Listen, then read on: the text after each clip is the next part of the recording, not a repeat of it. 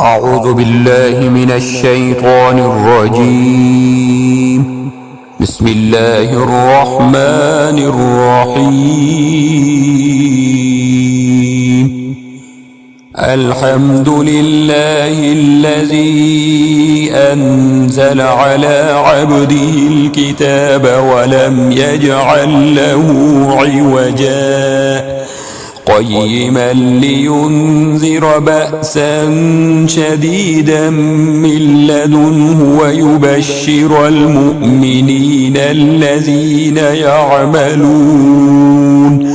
يعملون الصالحات أن لهم أجرا حسنا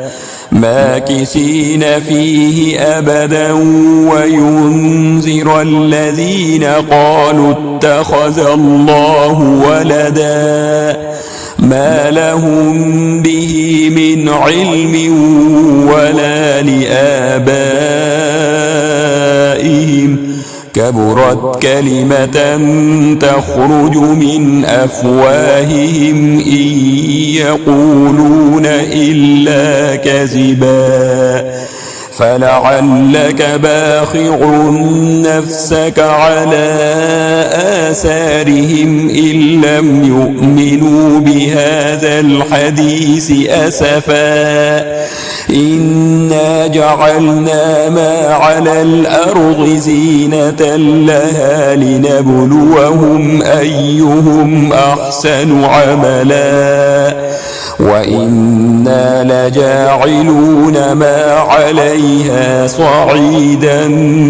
جرزا أم حسبت أن أصحاب الكهف والرقيم كانوا من آياتنا عجبا إذ أوى الفتية إلى الكهف فقالوا ربنا آتنا من لدنك رحمة وهيئ لنا من أمرنا رشدا فضربنا على آذانهم في الكهف سنين عددا ثم بعثناهم لنعلم أي الحزبين أحصى لما لبثوا أمدا نحن نقص عليك نبأهم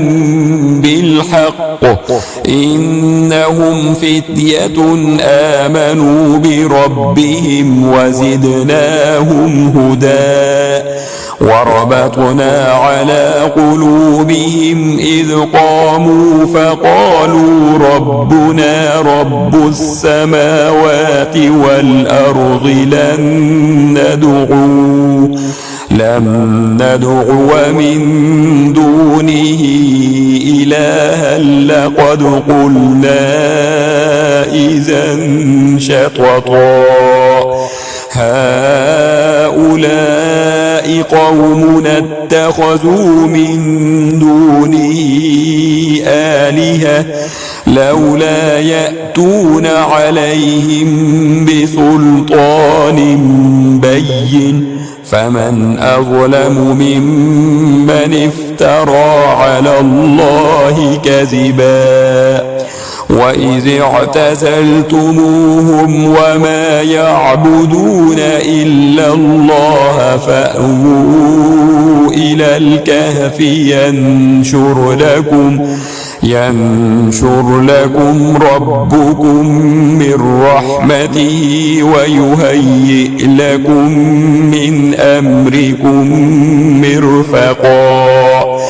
وترى الشمس إذا طلعت تزاور عن كهفهم ذات اليمين وإذا غربت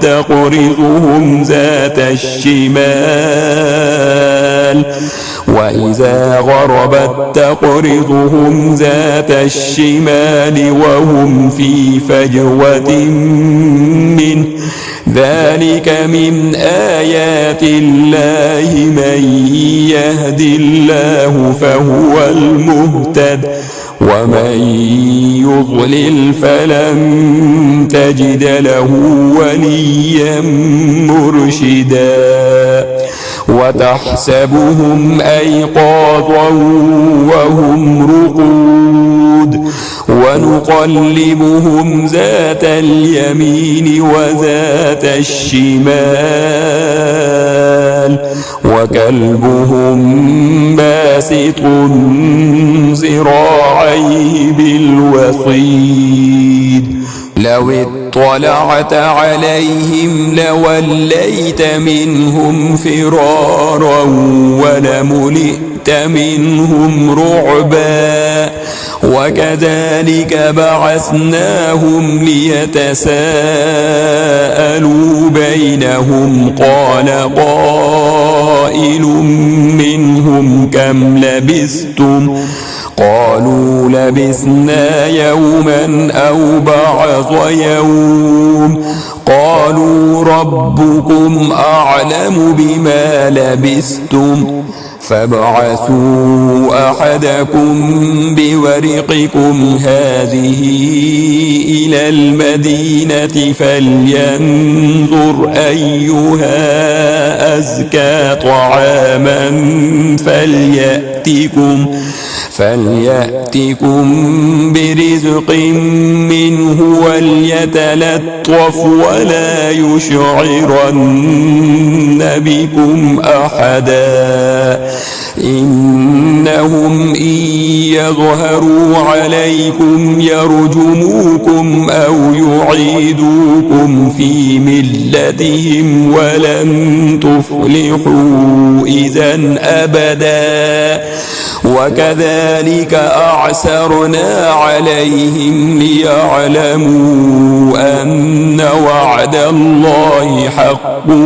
وأن الساعة لا ريب فيها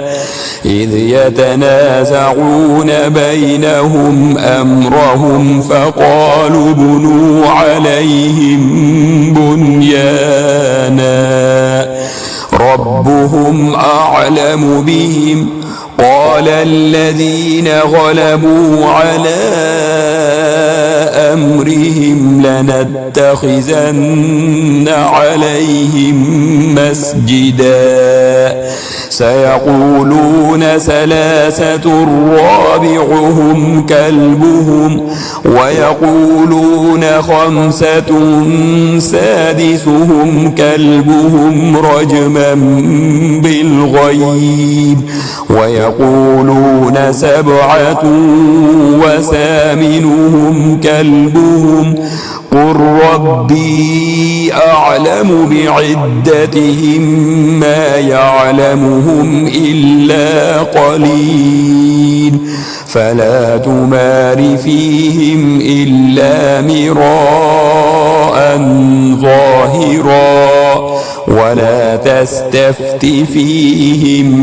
منهم أحدا ولا تقولن لشيء إني فاعل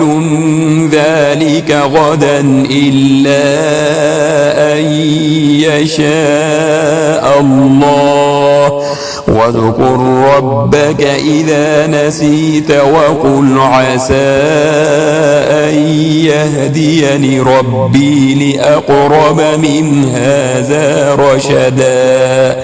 ولبثوا في كهفهم 300 سنين وازدادوا 9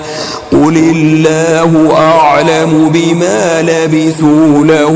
غيب السماوات والأرض أبصر به وأسمع ما لهم من دونه من ولي ولا يشرك في حكمه أحدا واتل ما أوحي إليك من كتاب ربك لا مبدل لكلماته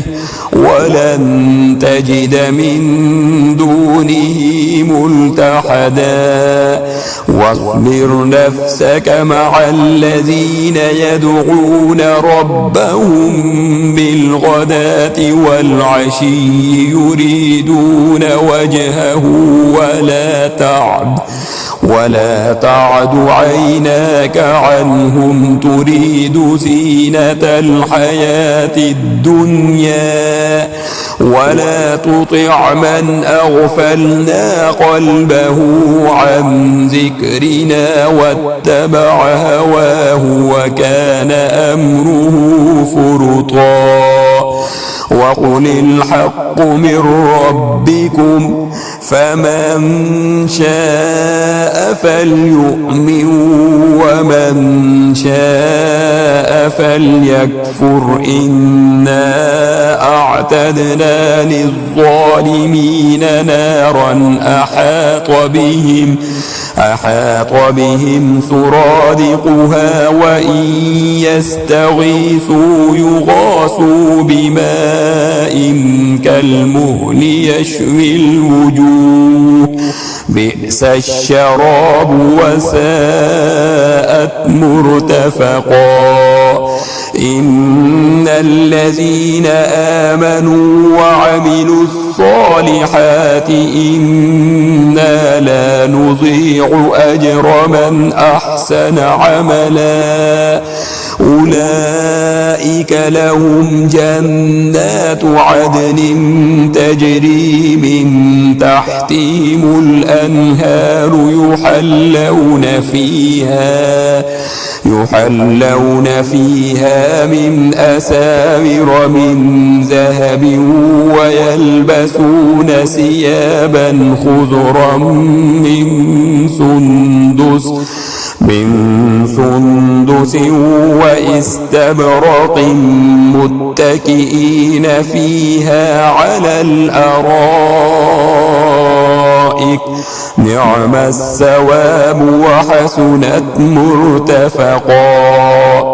واضرب لهم مثل الرجلين جعلنا لأحدهما جنتين من أعناب وحففناهما بنخل وجعلنا بينهما زرعا كلتا الجنتين آتت أكلها ولم تظلم منه شيئا وفجرنا خلالهما نهرا وكان له ثمر فقال لصاحبه وهو يحاوره أنا أكثر منك مالا وأعز نفرا ودخل جنته وهو ظالم لنفسه قال ما أظن أن تبيد هذه أبدا وما أظن الساعة قائمة ولئن رددت إلى ربي لأجدن خيرا منها منقلبا قال له صاحبه وهو يحاوره أكفرت بالذي خلقك من تراب ثم من نطفة ثم سواك رجلا لكن هو الله ربي ولا أشرك بربي أحدا. ولولا إذ دخلت جنتك قلت ما شاء الله لا قوة إلا بالله إن ترني أنا أقل منك مالا وولدا فعسى ربي أن يؤتيني خيرا من جنتك ويرسل عليها حسبانا من السماء فتصبح صعيدا زلقا أو يصبح ماؤها غورا فلن تستطيع له طلبا وأحيط بثمره فأصبح يقلب كفيه على ما أنفق فيها وهي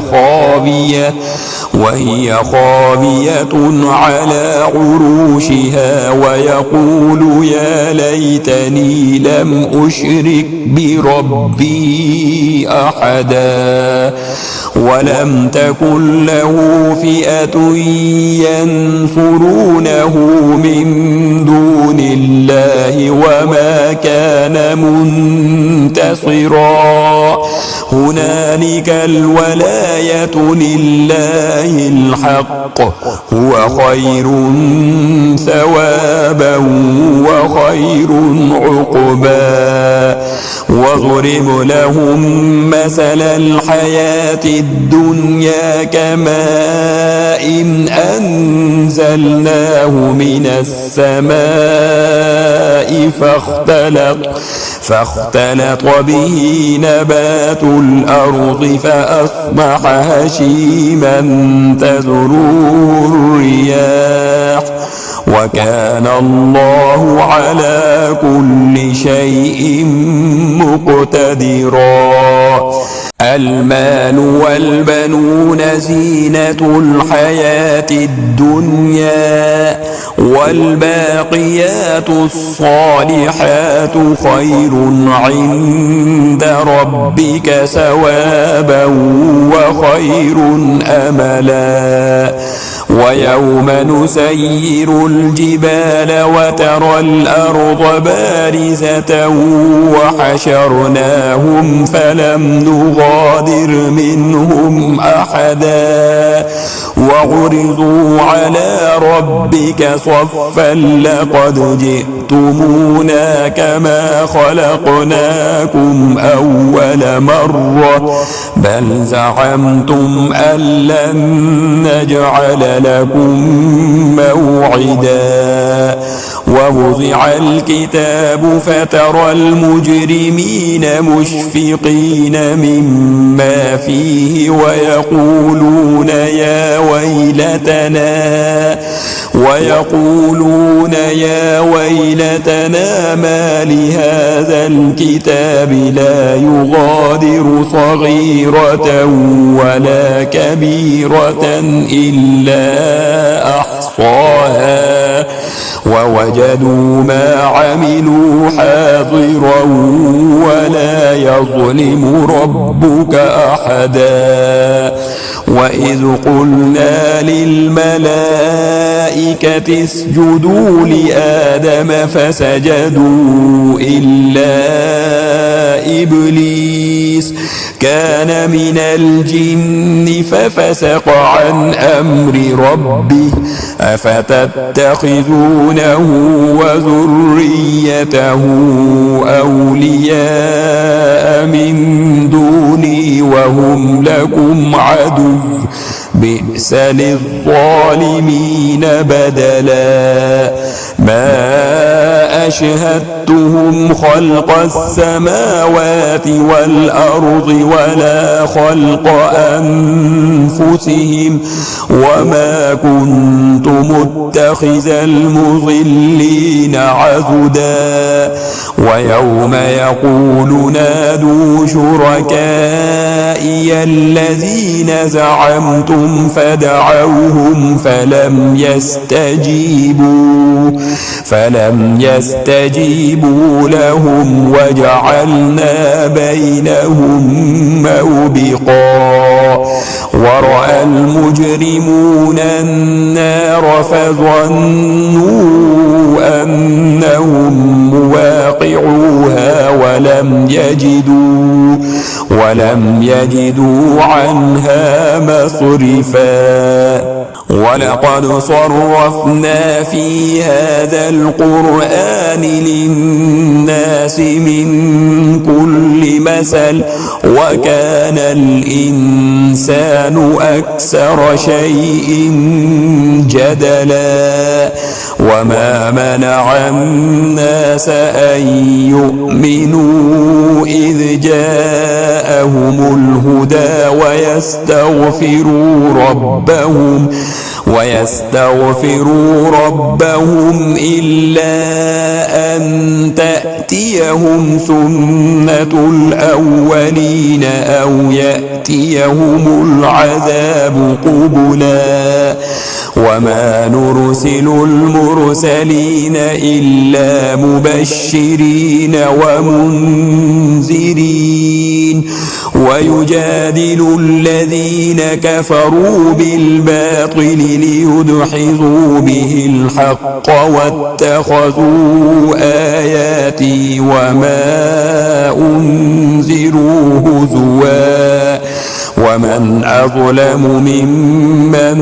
ذكر بآيات ربه فأعرض عنها ونسي ما قدمت يداه إنا جعلنا على قلوبهم أكنة أن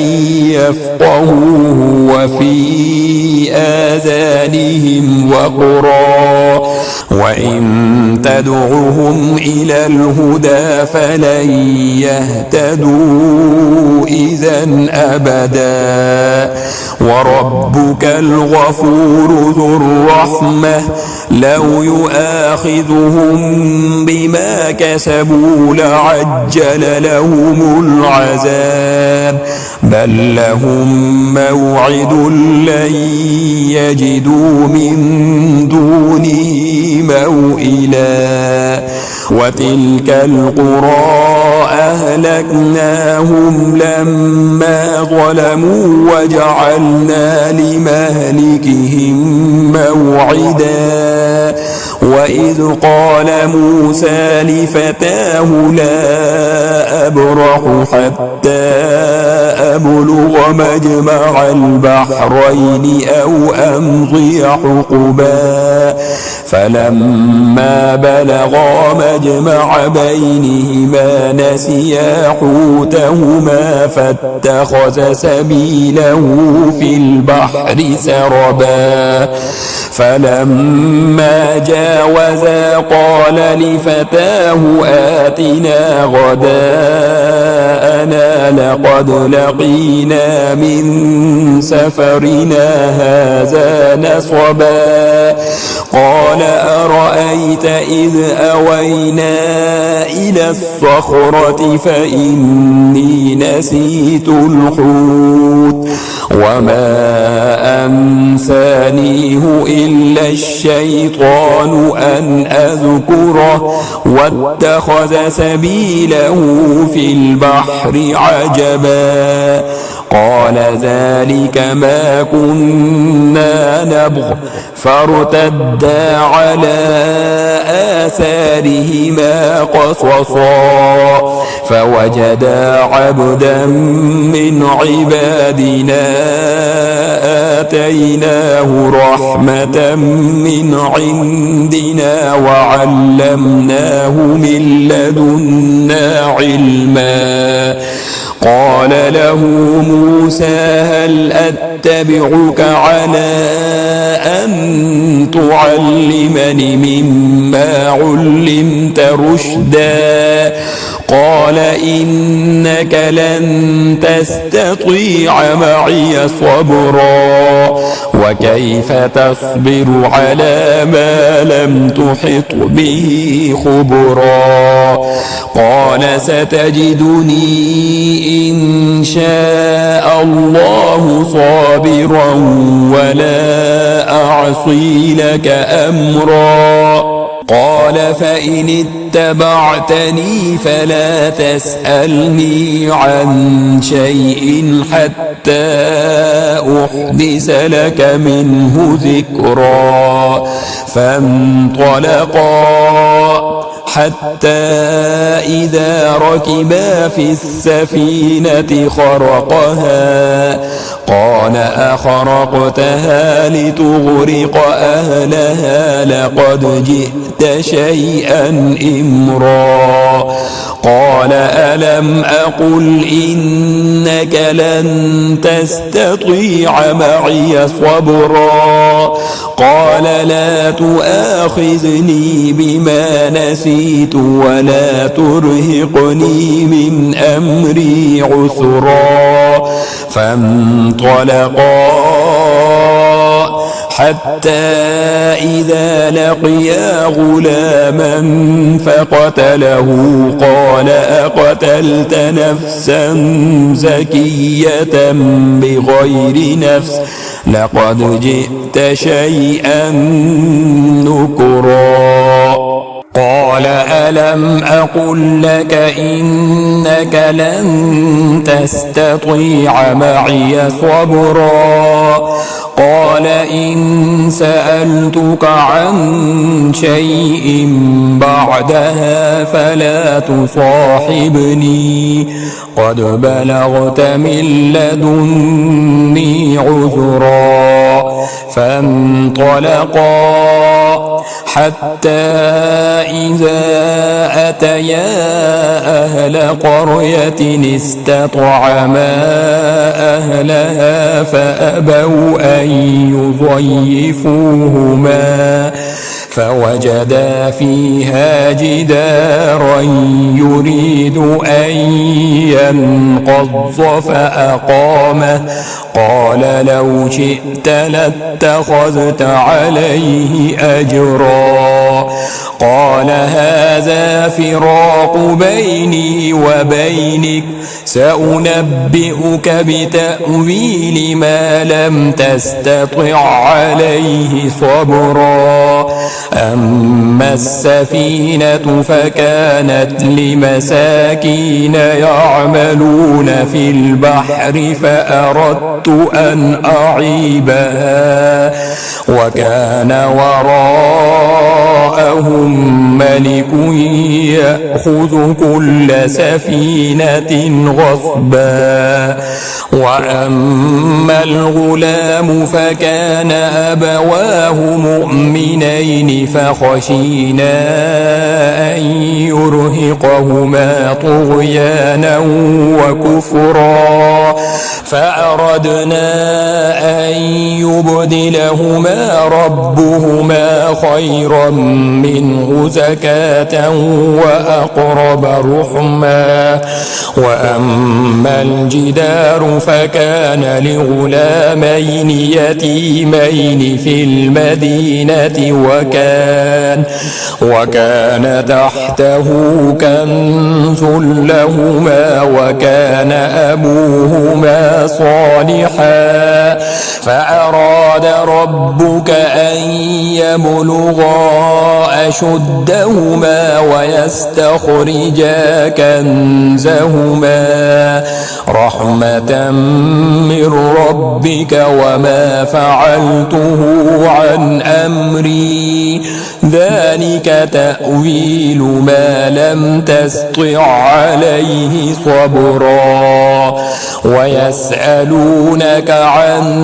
ذي القرنين قل سأتلو عليكم منه ذكرا إنا مكنا له في الأرض وآتيناه من كل شيء سببا فأتبع سببا حتى إذا بلغ مغرب الشمس وجدها تغرب في عين حمئة ووجد عندها قوما قلنا يا ذا القرنين إما أن تعذب وإما أن تتخذ فيهم حسنا قال أما من ظلم فسوف نعذبه ثم يرد إلى ربه فيعذبه عذابا نكرا وأما من آمن وعمل صالحا فله جزاء الحسنى وسنقول له من أمرنا يسرا ثم أتبع سببا حتى إذا بلغ مطلع الشمس وجدها تطلع على قوم لم نجعل لهم من دونها سترا كذلك وقد أحطنا بما لديه خبرا ثم أتبع سببا حتى إذا بلغ بين السدين وجد من دونهما قوما لا يكادون يفقهون قولا قالوا يا ذا القرنين إن يأجوج ومأجوج مفسدون في الأرض فهل نجعل لك خرجا على أن تجعل بيننا وبينهم سدا قال ما مكني فيه ربي خير فأعينوني بقوة أجعل بينكم وبينهم ردما آتوني زبر الحديد حتى إذا ساوى بين الصدفين قال انفخوا حتى إذا جعله نارا قال آتوني أفرغ عليه قطرا فما استطاعوا أن يظهروه وما استطاعوا له نقبا قال هذا رحمة من ربي فإذا جاء وعد ربي جعله دكاء وكان وعد ربي حقا وتركنا بعضهم يومئذ يموج في بعض ونفخ في الصور فجمعناهم جمعا وعرضنا جهنم يومئذ للكافرين عرضا الذين كانت أعينهم في غطاء عن ذكري وكانوا لا يستطيعون سمعا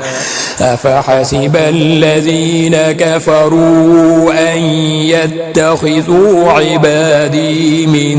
دوني أولياء إنا أعتدنا جهنم للكافرين نزلا قل هل ننبئكم بالأخسرين أعمالا الذين ضل سعيهم في الحياة الدنيا وهم يحسبون أنهم يحسنون صنعا أولئك الذين كفروا بآيات ربهم ولقائه فحبطت أعمالهم فلا نقيم لهم يوم القيامة وزنا ذلك جزاؤهم جهنم بما كفروا واتخذوا آياتي ورسلي هزوا إن الذين آمنوا وعملوا الصالحات كانت لهم جنات الفردوس نزلا خالدين فيها لا يبغون عنها حولا قل لو كان البحر مدادا لكلمات ربي لنفد البحر قبل أن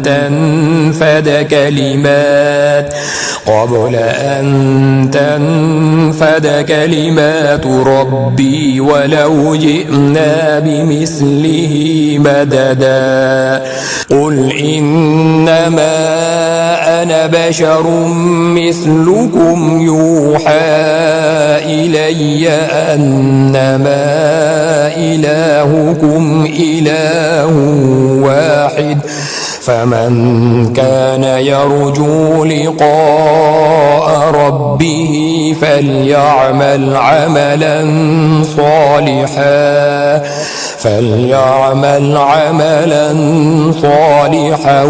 ولا يشرك بعبادة ربه أحدا.